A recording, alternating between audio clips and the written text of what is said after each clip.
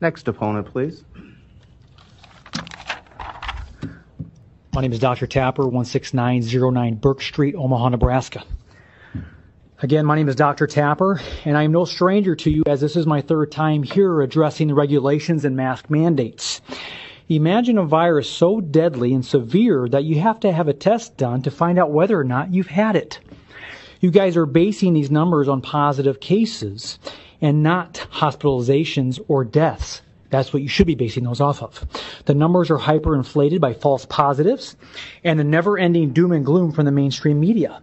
I was taught that fear is the fire that fuels the furnace of disease.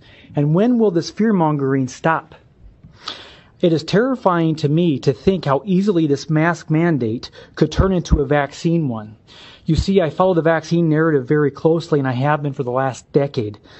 I have witnessed firsthand the damages that can occur after a vaccination, conditions like transverse myelitis or Guillain-Barré. I have met many families that have lost a child to vaccine injury. Injuries are real and not rare. The companies that lie and gaslight these poor families are the same companies and organizations that feed you and the public this corona propaganda.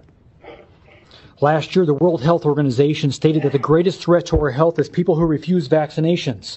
Shortly after that, the ACIP for the CDC stated that they cannot force vaccinations, but they could force compliance. How are they going to do that? I don't wear a mask anywhere I go. And the public shaming that occurs is beyond humiliating. I have been refused business, and on some occasions I couldn't enter the store. If the mask mandate turns into a vaccine mandate, you will not be allowed to go back to work, earn a paycheck, renew your driver's license, or function in everyday society without proof of the vaccination. We had draconian bills sweeping the nation last year coming after our medical freedoms. And then the coronavirus came. The Trojan horse to implement this tyrannical agenda.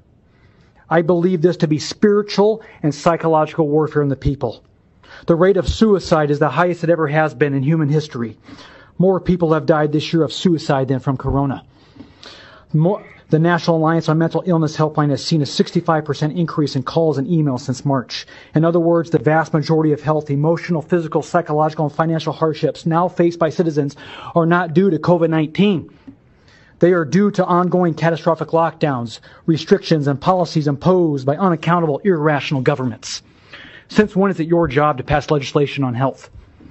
History teaches us that when the government takes away a certain freedom or liberty, they do not freely give it back. Martin Luther King Jr. once stated that oppressed people cannot remain oppressed forever. The yearning for freedom eventually manifests itself. We are 6 months into this circus that was supposed to be 2 weeks to flatten the curve. I pray to the good Lord above that the people wake up and realize that we're not dealing with a temporary inconvenience here, but we are headed into a full-on medical dictatorship. Thank you.